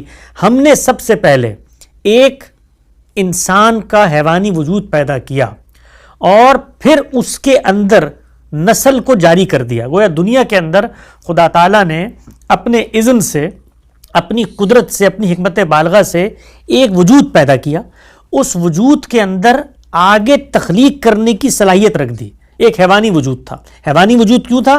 کیونکہ خود آگے قرآن مجید نے اسی آیت میں بتایا ہے کہ اس کو شعور پھر دیا گیا۔ تو فرمایا بدا خلق الانسان من طین ثم جعل نسلہ من سلالۃ من ماء مہین ثم سواہ، پھر ہم نے کیا کیا، اس کا تسویہ کیا، نک سک درست کیا، نسلوں کے اندر اس کی خلقت اور پیدائش کے مراحل گزرے تو وہ نکھرتا چلا گیا۔ جیسے دنیا کے اندر آج ہم چیزوں کو نکھارتے ہیں، ہم جانتے ہیں کہ ارتقائی کے نتیجے میں چیزیں نکھرتی ہیں۔ اتنا سا عام تھا، پیدا ہوا تھا، اس کے ساتھ ہم نے جینیٹیکل موڈیفیکیشنز کر کر کے اس کو کہاں تک پہنچا دیا۔ تو اس کے بعد قرآن کہتا ہے کہ اس کا تصفیہ کیا، نک سک سے درست کیا اس کو، پھر وَنَفَخْتُ فِيهِ مِن رُوحِي، پھر ہم نے اپنی پھونک اس میں پھونکی تو اس سے اس کے اندر سوچنے سمجھنے کی صلاحیت پیدا ہو گئی۔ تو یہ ہے تخلیق کے مراحل۔ جب یہ پیدا ہو جاتا ہے تو کہیں قرآن مجید اس کا ابتدائی حوالہ دیتا ہے کہ ہم نے تو مٹی سے بنایا تھا، جس کو لوگ عام طور پہ قرآن مجید کے تضاد کہتے ہیں کہ ایک جگہ کا مٹی سے بنایا، ایک جگہ کا پانی سے بنایا، ایک جگہ کا ہر چیز کو پانی سے زندہ کر دیا، ایک جگہ کا نطفے سے بنایا۔ تو ابتدا کہاں سے ہوتی ہے؟ کہیں وہ زیر بحث لاتا ہے، کہیں ابتدا کے بعد میں آج انسان پیدا کر رہا ہوں، وہ قطرہ آب ہی سے ہوتا ہے، نطفے سے ہوتا ہے، اس کو زیر بحث لاتا ہے، اور کہیں کہ ہر چیز کو ہم نے پانی سے بنایا اس کو زیر بحث لے کر آتا ہے۔ تو لوگ اس کو خلط ملط کر دیتے ہیں۔ تو یہ جو کریشن کا نقطہ نظر قرآن نے موجود پیش کیا ہے ہمارے سامنے، اس کو اگر آپ سامنے رکھیں تو جو کچھ ہمارے سامنے آثار آئے ہیں، ایک ہوتے ہیں آثار اور دوسرا ہوتا ہے ایک نظریہ لے کر آثار کے پاس جائیں، اس سے اپنے مطلب کا نتیجہ نکالیں۔ تو جو آثار سامنے آئے ہیں وہ یہ سیپینز کتاب میں ہوں یا اس سے پہلے جو کچھ تھے، اس میں سے کوئی چیز بھی قرآن مجید کے خلاف نہیں ہے، بلکہ قرآن کے پورے مقدمے کی تائید کرتی ہے۔ کہ اگر آپ کو اس طرح یہ بتاتے ہیں سیپینز والے حراری صاحب کہ جی 70,000 سال پہلے بھی ہومو سیپینز کے ساتھ بھی ایک نسل ان کو نظر آتی ہے، تو اس کا کس نے انکار کیا؟ یعنی حیوانات کی ایک دنیا ہوگی، وہ اس زمانے میں موجود ہوگی، اس کے اندر سے ایک شخصیت کا انتخاب کیا ہے آدم، اور اس کو اللہ نے اپنی پھونک سے وہ وزڈم دے دیا ہے جو اس کے اخلاقی شعور، عقلی شعور، جمالیاتی اس کو پیدا کر کے اس کو انسان بناتا ہے۔ تو اب آپ مثال کے طور پہ آج سے کوئی پرانی چیز نکالیں اور نکال کر یہ بتائیں جی انسان تو پہلے اس طرح ہوتا تھا، تو ہوتے تھے بھائی، یہ تو قرآن کے بیان کے عین مطابق ہے، اس میں اور قرآن مجید میں کوئی تضاد ہے نہیں۔ تضاد آپ کو تب تلاش کر کے لانا ہے کہ جب قرآن کا جو بیان ہے اس کے مقابل میں آپ کو کوئی چیز ملے جو بغیر قیاسات کے حسی طور پر اس کی نفی کر رہا ہو۔ مطلب آپ یہ بتائیں، کوئی ایسی قیاس لے کر آئیں کہ بھئی انسانیت کی تو پوری عمر ہی مثال کے طور پہ 3000 سال ہے، آپ کوئی اس کا سائنسی ایویڈنس لائیں، اور مذہب بات کر رہا ہے جن تہذیبوں کی وہ تو پائی نہیں جاتی تھی، تو اب یہ قابل بحث بنے گی، گفتگو ہوگی۔ اور اس میں بھی یہ چیز ذہن میں رکھیں کہ جو آثار کا علم ہے، یہ ارتقاء کا پورا تصور حیاتیات میں سمجھ آتا ہے، یعنی کس طریقے سے جو لائف ہے وہ ایوالو ہو کے یہاں تک پہنچی ہے، کیسے اس کے اثرات ہوئے ہیں جسم پر۔ لیکن ارتقاء کا یہی ٹول لے کر آپ جو انسانی افکار کے اندر تنوع پیدا ہوتا ہے اس میں چلے جائیں، یعنی اس سے کیا کیا جاتا ہے؟ قیاس کیا جاتا ہے کہ جی انسان جب پیدا ہوا تو اس میں خوف کی جبلت تھی، یا آپ کو آج سے 3000 سال پہلے کسی غار کے اندر کوئی نقش و نگار مل گئے، اس سے آپ نے کہا جی شرک سے ابتدا ہو گئی تھی۔ تو یہ بالکل بے بنیاد چیزیں ہوتی ہیں۔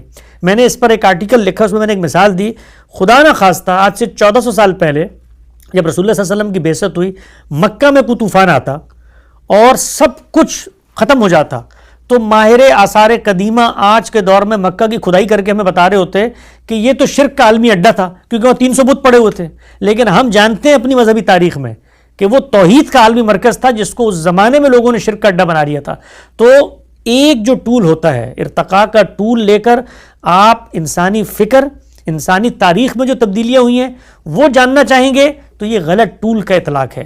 لیکن آپ اسی ٹول کو لے کر جائیں، حیاتیات کے اوپر اس کا اطلاق کریں تو جو قرآن مجید نے بیانات بتائے ہیں، اچھا ان بیانات میں سے بہت سارے ویریفائیبل نہیں ہوں گے آج کے دور میں، تو پھر گفتگو کس چیز پہ ہوگی؟ وہ خبر دینے والے پر. اور بھائی وہ خبر جس نے دی ہے وہ انسان تھا. ذرا اسی کو تصور کریں آپ کہ آج سے 1400 سال پہلے ایک شخص عرب کے صحرا میں بیٹھ کر انسان کی تخلیق کی ابتدا اور مراحل بیان کر رہا ہے. یہ سیپینس اور ڈارون تو آج پیدا ہوئے نا.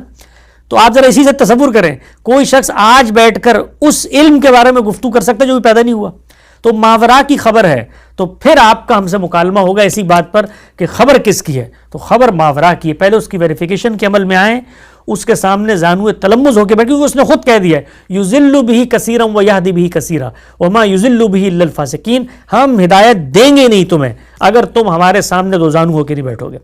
فسق اور کبر اور مکابرت اور تکبر اور اناد اور خدا کو جھٹلانے کی نیت سے آؤ گے قرآن میں، تمہیں حق بات کے قریب، حق بات کی ایک اتنی حساسیت ہے کہ کوئی باطل اس کے قریب بھی نہیں بھٹک سکتا. تو قرآن کا علم اور قرآن کی خبر سے وہ لوگ بالکل غافل رہیں گے جو اپنی نیت کو، اور خدا تعالیٰ نے کیا کہا ہے؟ بھئی ہم نے ان کو پیدا اسی لیے کیا، ان کو مہلت پہ مہلت ہم دیے جا رہے ہیں تاکہ کل جب یہ مریں گے تو ہم ان کے ضمیر سے، ان کے شعور سے ہم سوال کریں گے. تو کوئی ضرورت نہیں ہے مذہب کو ٹھوسنے کی، مذہب کو ان لوگوں سے منوانے کی. مذہب کے اوپر سوال ہو علمی عقلی جواب دے دے. اور دوسرا، کبھی بھی مدافعانہ طرز فکر میں جا کر اور ان کے علم کلام کی روشنی میں اور ان کی سائنس کی روشنی میں اور ان کے فلسفے کی روشنی میں اور ان کے تصورات اور ان کے تقاضے کہ خدا کو یہ کرنا چاہیے، وہ کرنا چاہیے، ایسا ہونا چاہیے، ایسا نہیں، کوئی ضرورت نہیں ہے. یہ ہمارا خدا ہے، یہ دنیا کی حقیقت ہے، ماننا ہے مانو، نہیں ماننا نہ مانو. وہ پیغمبر کو جب وہ دنیا میں بھیجتا ہے اسی الٹیمیٹم کے ساتھ بھیجتا ہے، من شاء فلیؤمن من شاء فلیکفر. ہم داروغہ بنا کے نہیں بھیجے گئے. ہمارے پاس ایک پیغام ہے اور پیغام ہماری ملکیت نہیں ہے، ہم نے بھی اس کو لیا ہے، ریسیو کیا ہے اس پیغام کو. اس پیغام کو سمجھنے کے لیے آؤ گے تو روشنی کے پہاڑ ہیں اس کے اندر، لیکن بدنیتی سے آؤ گے تو وہ تمہیں اتنا گرائے گا کہ اپنے اوپر تمام علوم کے اور تمام ہدایت کے رستے بند کر دے گا. اسی کو قرآن مجید نے بیان کیا. اللہ جسے چاہتا ہے ہدایت دیتا ہے اپنے قانون کے مطابق، اور جسے چاہتا ہے گمراہی میں ڈال دیتا ہے اپنے قانون کے مطابق. اس کا قانون کیا ہے؟ فَإِن جَاهَدُوا فِينَا لَنَهْدِيَنَّهُمْ سُبُلَنَا. اگر آؤ گے صدق کے دل کے ساتھ رستہ دکھائیں گے، اور نہیں آؤ گے تو شیطان تمہارے اوپر مسلط کر دیں گے. وہ پھر تخیل کی کار پردازی ہوگی، وہ تمہیں بھٹکاتے رہیں گے دنیا میں، کوئی راہ نہیں ملے گی. ہمارے پاس جواب ہے، ہمارے پاس راہ ہے، ہمارے پاس اللہ کی کتاب ہے جو زندہ کتاب ہے، اور وہ کتاب ہے خدا کے وجود کا اظہار، خدا کا معجزہ، پیغمبر کی صداقت کی دلیل. اس کتاب کو پڑھو، اس کو سمجھو، اس پر غور و فکر کرو، تب پتہ چلے گا کہ انسان کے کلام میں اور ماورا کے کلام میں فرق کیا ہوتا ہے. جی حسن بھائی، ایک کنیکٹنگ سوال ہے. میں جاننا چاہتا تھا کہ کافی دنوں سے یہ میرے ذہن میں یہ سوال ہے کہ جو لینگویج ہے وہ دین کیا بتاتا ہے، وہ کس وقت وجود آیا؟ کیونکہ آپ نے ابھی جیسے بتایا کہ اگر ہیومنس کی باقی سپیشیز کو بھی کنسیڈر کیا جاتا ہے، اگر ہم اس کو بھی کرتے ہیں تو اس میں سے شاید آدم کو سلیکٹ کیا گیا ہو اور ان کو پھر وہ سارا کچھ معاملات ہے. تو جو لینگویج ہے یعنی کہ زبان جو اٹ سیلف ہے، تو وہ کب وجود میں آیا، یا پھر آدم کو جب بتایا گیا تو وہ کیا پروسیس تھا اور وہ اس کی ہسٹری کیا ہے؟ دین انسانی تاریخ اور ارتقاء کی ہسٹری بتانے کے لیے نہیں آیا. وہ موجود انسانوں کو ان حقائق پر متوجہ کرنے کے لیے آیا ہے جن کے اوپر کسی کو انکار کی کوئی دینی عقلی جواز اور اجازت نہیں ہے. وہ یہ ہے کہ انسان ایک وجودی حقیقت ہے، وہ مخلوق ہے، مخلوق کا خالق ہونا چاہیے. خالق کا یہ پیغام ہے، اس نے زندگی کیسے گزارنی بتا دیا. باقی موضوعات انسانی علم اور اس کے تحقیق کے ہیں، دین نے اس پہ کوئی پابندی نہیں لگائی. لیکن یہ دین کا کام نہیں ہے. دین کوئی انسانیت کی تاریخ کا انسائکلوپیڈیا لے کر نہیں آیا، نہ وہ مجھے بتانے کے لیے آیا کہ میں بتاؤں کہ تخلیق کے بعد یہ مرحلہ. اس نے تو اس کو بھی یہ جو بات بیان کی ہے اس کو بھی ایک پس منظر اور مقصد کے لیے بیان کیا. یعنی یہ بھی وہ بیان نہ کرتا، اس سے اس کا کوئی مقدمہ نہ کمزور ہوتا ہے نہ ثابت ہوتا ہے. اس نے تو ایک تاریخی حقیقت رکھ دی اور جگہ پہ جا کے رکھی، اس لیے کہ دین دینے والے کے سامنے تو وہ ایک واضح ترین حقیقت ہے، وہ تو کسی کو جواب بھی نہیں دے رہا.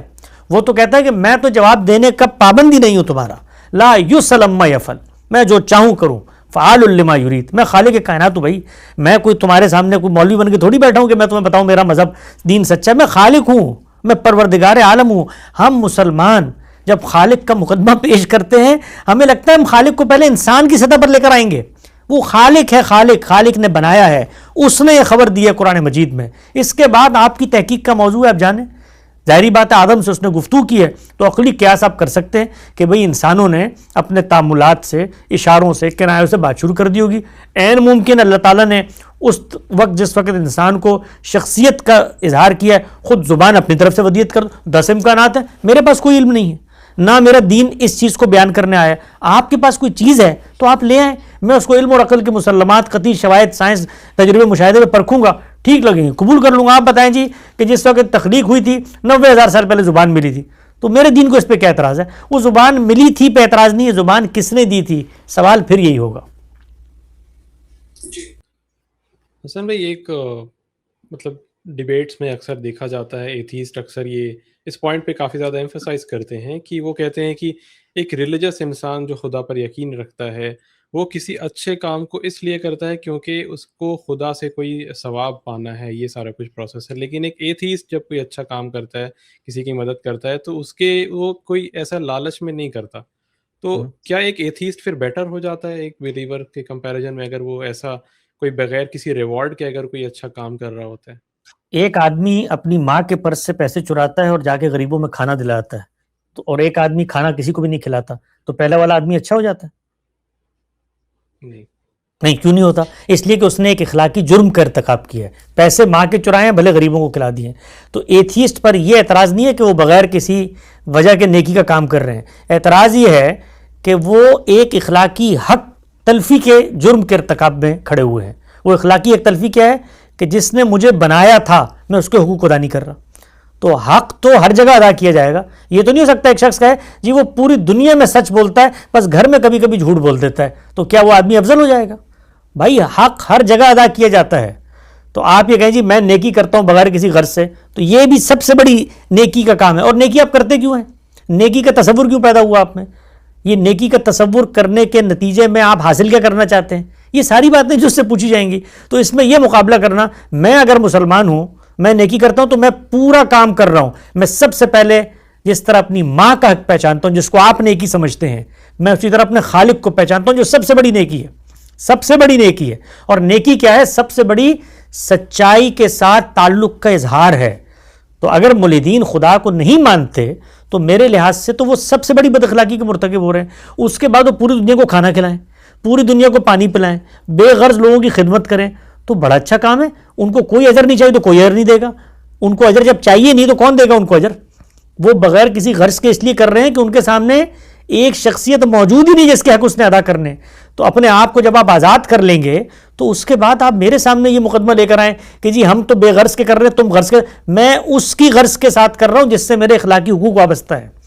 تو ماں کی خدمت جو میں کرتا ہوں میں بے غرض ہو کے کرتا ہوں یا اپنی اخلاقی ذمہ داری سمجھ کے کرتا ہوں؟ تو ہم جب خدا کو مانتے ہیں تو اخلاقی ذمہ داری، سچائی کے ساتھ تعلق اور حقیقت کے اظہار کے طور پہ مانتے ہیں۔ اور جب مانتے ہیں تو وہ یہ بتاتا ہے بھائی دنیا میں تمہیں امتحان کے لیے بھیجا ہے میں نے، اس امتحان کا نتیجہ مرتب ہوگا، یہاں تمہیں ارادے اور عمل کی آزادی دی ہے اور خیر و شر کا شعور تمہارے اندر پیوست کیا ہے۔ اب تم جاؤ، اچھے کام کرو گے تو اجر دوں گا، برے کام کرو گے تو میں اس پہ تمہیں پکڑوں گا۔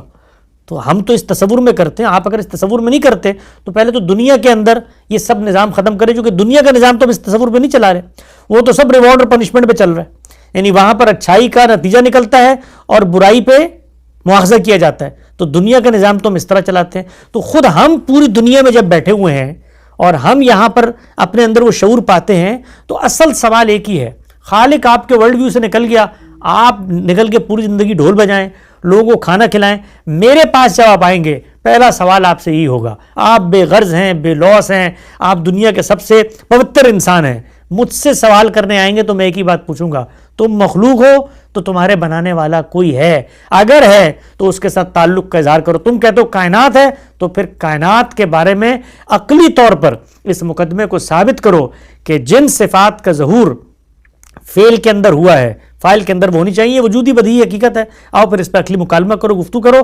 تو دنیا میں کوئی کچھ کہنے کو اس کے جواب میں نہیں ہے سوائے مکابرت، سوائے اناد اور سوائے تکبر کے. کوئی جواب نہیں، انسانی عقل میں کوئی جواب نہیں ہے.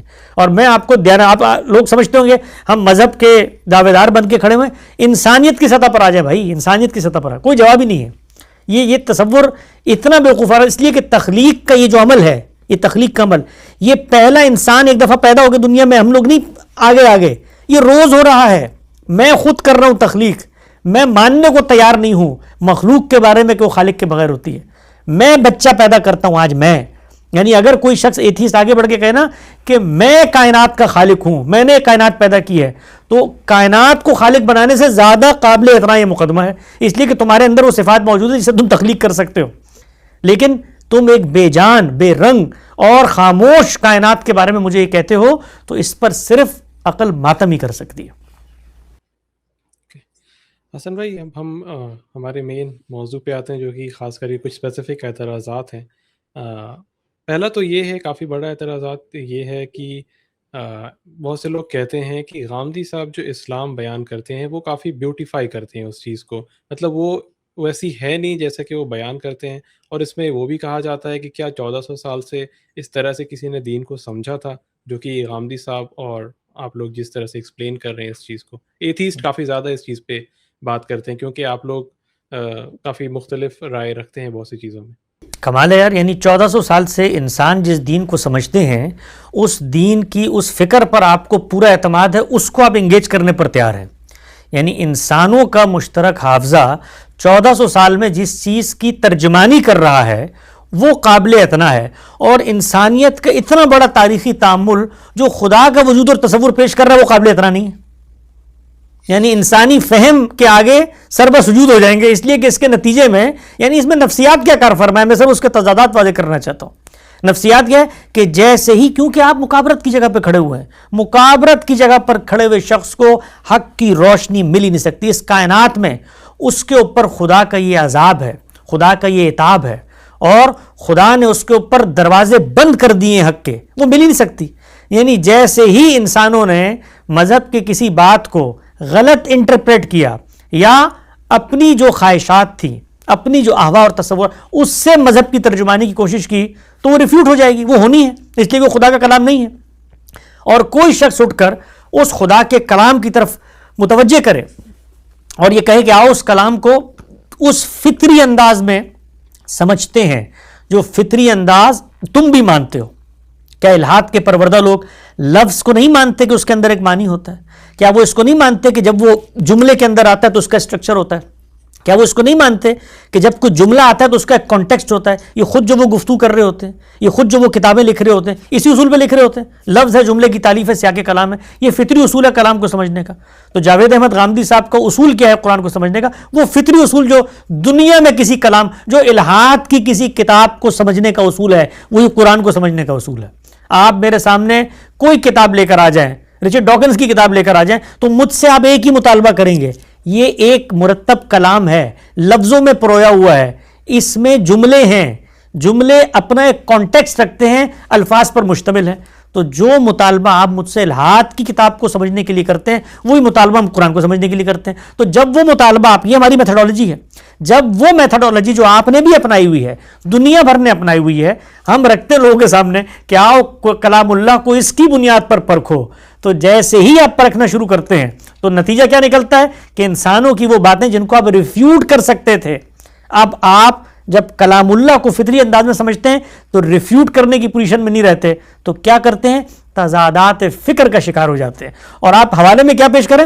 1400 سال کے انسان. اور بھائی انسانوں کی کیا حیثیت ہے اس دنیا میں؟ یعنی جب خدا کی کوئی حیثیت نہیں ہے، خدا کا کوئی کلام نہیں ہے، تو 1400 سالہ انسانی فہم آپ کے نزدیک معتبر ہے، وہ دین کا ترجمان ہے. تو اس تضادات فکر سے نکل کر بتانا یہ چاہیے کہ یہ بیوٹیفائی کر دیا، یہ ریشنلائز کر دیا، یہ گلوریفائی کر دیا، یہ سب ہوائی باتیں ہیں. مثال بتاؤ، لا کر رکھو ہمارے سامنے یہ مثال کہ یہ کلام اللہ ہے، یہ اس کے الفاظ ہیں، ان لفظوں کا یہ معنی انسانیت نے منتقل کیا ہے. انسان منتقل کرتا ہے معنی، انسانیت کا مجموعہ، ایک فرد نہیں اٹھ کے منتقل کرتا. یہ الہات والے جب ہم سے گفتگو کر رہے ہوتے ہیں، کسی زبان میں کرتے ہیں نا, یہ زبان انہوں نے پیدا کی ہے, اور بھائی انسانوں کے تعاملات سے پیدا ہوتی ہے زبان. تو وہ آ کر ہمیں بتائیں کہ غامدی صاحب نے یہ استدلال اپنایا ہے, اس میں یہ لفظ ہے, یہ جملے کا اسٹرکچر ہے, یہ سیاق کلام ہے, یہ اس کی اجازت نہیں دیتا. تو آپ کو 14 سالہ مسلمانوں کے سہارے کی کیا ضرورت ہے, اتنے کمزور سہارے کی؟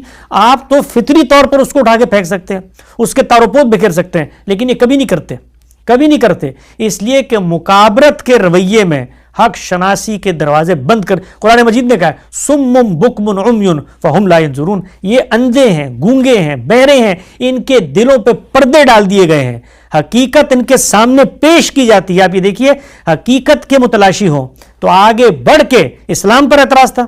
ایک شخص نے آ کر کہا کہ اسلام یہ بات کہتا ہی نہیں جس پہ تمہیں اعتراض تھا, تو اس کے تو پاؤں دھو کے پینے چاہیے بھائی.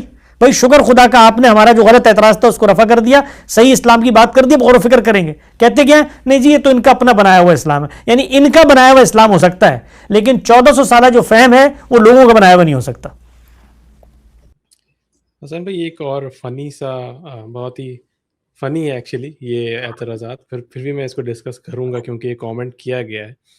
کہتے ہیں کہ غامدی صاحب اندر سے ایتھیسٹ ہیں, کیونکہ وہ کافی انٹلیکچوئل ہیں, کافی ذہین ہیں, اسی لیے وہ ہے تو ایک ایتھیسٹ لیکن وہ بتا نہیں سکتے, بیان نہیں کر سکتے پبلکلی, کیونکہ ان کا جو سینٹر ہے, ان کے جو ادارے ہیں, وہ سارا ان کے ساتھ ایک اکنامک سارا کچھ بینیفٹ جڑا ہوا ہے.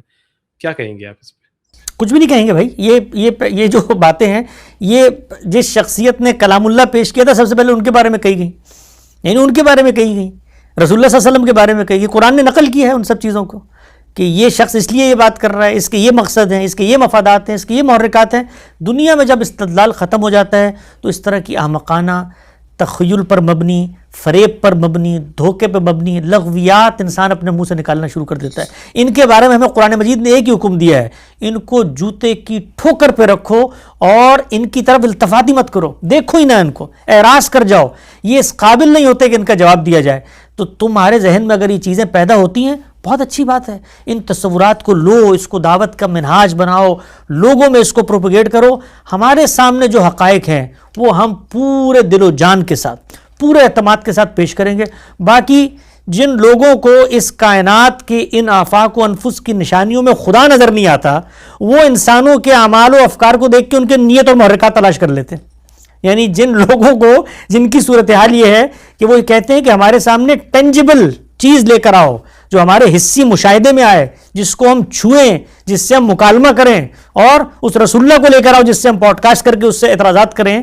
تو جو اتنے مادہ پرست ہیں, حسی مشاہدے پر جاتے ہیں, اور وہ لوگوں کے غیر مرئی نیت محرکات وہ تلاش کر لیتے ہیں. تو اسی میں ان کے لیے بڑا سبق ہے کہ جو کچھ ظاہر میں ہوتا ہے اس سے باطن کی طرف جایا جاتا ہے. تو یہ کائنات کے ظاہر کو دیکھو, اگر نیت ٹھیک کر لو گے تو اس میں خدا نظر آ جائے گا. جی آئی ایگری وتھ حسن بھائی. ایک آپ نے کافی زیادہ پچھلے ایپیسوڈ میں بھی ایمفسائز کیا تھا, اس میں بھی آپ نے ایمفسائز کیا کہ ہم خدا کی وجود کو جو ہے وہ قرآن سے, پروفٹ سے, اس روایت سے ہم اس کو پروو کرتے ہیں, نہ کہ کسی اور طریقے سے عقل کو یوز کر کے. ہم نے کافی سارے ڈیبیٹس میں, ایک فیمس ڈیبیٹ جاوید اختر والے ڈیبیٹ میں بھی ہم نے سب نے دیکھا کہ مفتی شمائل بھی جو ہے, کیونکہ وہ ریلیجن کو وہاں پہ انوالو نہیں کر سکتے تھے, وہ ٹاپک نہیں تھا, تو وہ کافی سارے فلسافیکل آرگیومنٹس, بہت سارے اس طرح کے آرگیومنٹس پیش کر رہے تھے. وہ کنٹینجنسی ہو گیا, نیسیسری بینگ ہو گیا. تو کیا آپ کو لگتا ہے کہ یہ ایک صحیح طریقہ ہے گاڈ کے وجود کو پیش کرنے کا, اس کو پروف کرنے کا, یا صرف ہی سہارا لینا چاہیے؟ بالکل غلط طریقہ ہے, بالکل بے بنیاد طریقہ ہے. اس کے نتیجے میں آپ اصل میں خدا کو انسانی عقل کی سطح پہ لے آتے ہیں. خدا انسانی عقل سے ماورا ہے بھائی, اور اس نے اپنے وجود کو خود جیسے پیش کیا ہے وہ فطری استدلال ہے. اور جو کچھ ہم استدلالات پیش کر رہے ہوتے ہیں, میں نے اس کا بڑا تفصیلی تجزیہ شاید آپ ہی کی نشست میں کیا تھا, اس پہ میں نے ایک مضمون بھی لکھا ہوا ہے کہ جو دونوں آرگومنٹس پیش کی جاتے ہیں, حدوث عالم والا اور یہ امکان و وجوب والا, آپ اس کو عقل کی بنیاد پر, اس خالق کے ثبوت کی بنیاد بنا ہی نہیں سکتے. یعنی خود اس مقدمے کا جو پہلا مقدمہ ہے کہ کائنات حادث ہے, یہ ضمنی مقدمہ ہے. تو ضمنی مقدمے کی بنیاد پر ایک قطعی حقیقت دریافت کرنا, خود مذہب کو ہم کیوں نہیں چاہتے کہ جو اپنی بنیاد ایک وجودی حقیقت پر رکھتا ہے کہ میں مخلوق ہوں, اس میں نہ مجھے پیچھے جانا ہے، نہ کائنات کو دیکھنا ہے، نہ اس کی ابتدا کے بارے میں کوئی دعویٰ کرنا ہے کہ وہ حادث تھی، وہ حادث نہیں تھی، نہ میرے پاس وہ ذرائع موجود ہے، نہ میں قطعیت سے اس کا، تو اس ظنی مقدمے کی بنیاد پر میں خدا کا وجود ثابت کر رہا ہوں. بھائی میں ہوں خدا کے وجود کی سب سے بڑی نشانی. دین نے بتایا ہے کہ میں نے تمہیں بنایا ہے، اب تم بتاؤ کہ یہ جو مخلوق ہوتی ہے دو ہی صورتیں ہیں، یا تو تم خالق ہو یا تو میں خالق ہوں. تم خالق ہو تو آؤ پھر خلقت کا دعویٰ کر کے، اور اگر میں خالق ہوں تو پھر مجھے مانو. تو سیدھا طریقہ فطری استدلال ہے. ہم نے دین کو ثابت نہیں کرنا، دین خدا کا دعویٰ ہے، اس کو پیش کرنا ہے جیسے اس نے پیش کیا پیش کرنا ہے. اس نے فطرت کی بنیاد پہ پیش کیا. جنہوں نے نہیں ماننا وہ نہ مانے بھائی، وہ تو پیغمبر کی موجودگی میں نہیں مانتے. تو نہ ہم خدا کا وجود کسی کو لا کے دکھا سکتے ہیں، نہ ہم خدا سے ملاقات کروا سکتے ہیں، نہ ہم میں سے کسی نے خدا کو حصی طور پہ دیکھا ہے. خدا کے نام سے خبر ایک شخص لے کے میرے پاس آیا ہے، اس خبر کی صداقت کے 3 معیارات اس نے بتائے ہیں. ان معیارات پہ میرا اطمینان ہوا ہے.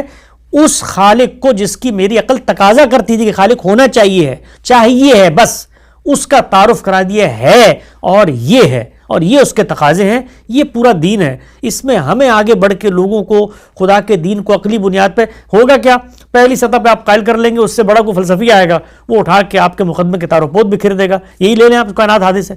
بھائی جو حدوث ہے اس کے مشاہدے کی ذرا آپ حصی تجربہ اور تاریخ میرے سامنے لے لا ہی نہیں سکتے. پھر قیاسات کی دنیا ہے. اور ہم سب جانتے ہیں کہ ہمارے علم کلام میں یہ سارے کے سارے دلائل، یہ ارسطو اور افلاطون اور ان کی منطق، اور نستوری اور مسیحی علم کلام، اور معتزلہ اور اشاعرہ کی باہمی کشمکش، اور ان سب میں پیدا ہونے والا ایک علم ہے. اس کا خدا کے دین کے ثبوت سے کوئی تعلق نہیں. حسن بھائی، خدا کے بارے میں جو ہمیں بتایا جاتا ہے، دین ہمیں بتاتا ہے کہ وہ بیونڈ اسپیس اینڈ ٹائم ہے، اس نے ٹائم اور اسپیس کو کریٹ کیا. تو آبویسلی جو چیز بیونڈ ٹائم اینڈ اسپیس ہے، جو شخص ہے، جو بھی چیز ہے، وہ اس کو تو ہم امیجن نہیں کر سکتے. لیکن اس چیز کو بھی تو امیجن، مطلب اس میں یہ کہا جاتا ہے کہ جو چیز ایگزسٹ ہی نہیں کرتی اس کو بھی آپ اسپیس اور ٹائم کے بیونڈ بتا سکتے ہیں. سوال یہاں پہ یہ ہے کہ کوئی چیز جو کہ بیونڈ اسپیس اینڈ ٹائم ہے، اس کو کیا ہم امیجن کر سکتے ہیں؟ اور اگر نہیں کر سکتے تو پھر اس کیسے سمجھے کہ وہ ہے واقعی میں؟ اس نے بتایا کیسے سمجھیں، اس کی صفات سے سمجھیں. ذات کا شعور آپ پیدا ہی نہیں کر سکتے. آپ کے ہاں جب چیزیں آپ کے علم کی بنیاد بنتی ہیں تو وہ 2 ہی موضوعات میں، یا نفس ہوگا یا مادہ ہوگا، اور پھر مادے میں یا شے ہوگی یا قوت کا ظہور ہوگا، اور پھر میرے پاس حواس ہیں، ظاہری حواس اور باطنی حواس. تو میرے تو علم کی بنیاد ہی ہے. تو اللہ تعالیٰ نے تو گفتگو ہے شروع کی، لئی سکا مثلی شیء، بھائی میری طرح کی کوئی چیز ہے ہی نہیں اور تم جان ہی نہیں سکتے کہ میں کیا ہوں. تو اس نے اپنا تعارف اپنی سنن سے کرایا ہے، اپنی صفات سے کرایا ہے. ذات کا ادراک تو ہمارے ہیتہ عقل میں آ ہی نہیں سکتا. تو آپ کو اگر بہت شوق ہے لانے کا تو اس کا جواب دیا قرآن مجید نے کہ آسمان کی طرف سیڑھی لگاؤ اور اپنی تمناؤں اور اپنی امیدوں کو پورا کر لو. کر سکتے ہو تو کر لو. نہیں کر سکتا نا، انسان نہیں کر سکتا. انسان محدود. بھائی انسان کی محدودیت کا عالم یہ ہے، خدا تو چھوڑے، وہ دن میں ایک حد سے آگے نہیں دیکھ سکتا. جو ستارے اس کو رات کو نظر آتے ہیں وہ دن میں بھی موجود ہوتے ہیں، نہیں دیکھ سکتا نا. تو اس کے علم کی کمی ہے. تو میرے علم کی کمی کا دوش میں خدا کے وجود کو نہیں دے سکتا، کیونکہ میری عقل اور میری گرفت اور میری ادراک میں ٹائم اور اسپیس سے ماورا چیزیں نہیں آتی. لہذا آپ بھی اپنا ٹائم اور اسپیس ختم کریں. بھائی وہ خدا ہے، آپ کو نہیں ماننا، آپ نہ مانیں. جی اچھا حسن بھائی، سورہ ہود کی ایک آیت ہے، God created havens and earth in 6 days. اس کو آپ ایکسپلین کریے گا. اور اس میں جو ایکچولی پوائنٹ ہے وہ یہ ہے کہ وہ خدا جو ہے وہ عرش کے اوپر ہیں، وہ واٹر کے مطلب پانی کے اوپر ایک عرش ہے کچھ ایسا، اس کے اوپر وہ پریزنٹ ہیں. تو یہ کیسے، مطلب گاڈ اگر میٹا فزیکل ہے، اگر وہ فزیکل فارم میں نہیں وہ آ سکتے، تو وہ کیسے سمجھ سکتے ہیں ہم لوگ اس چیز کو؟